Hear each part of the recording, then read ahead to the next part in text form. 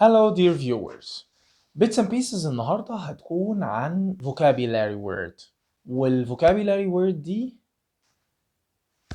مش هقولها دلوقتي. أنا محمود ودار ومعايا لغة.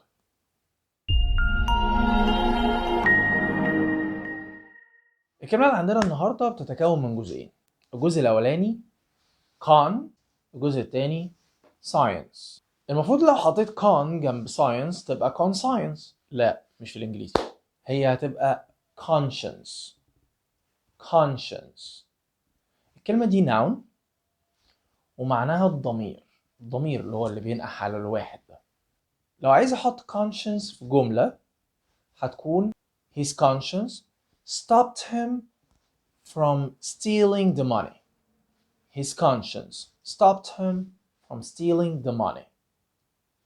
يعني ضميره منعه من انه يسرق الفلوس. Bits and pieces. Stay tuned.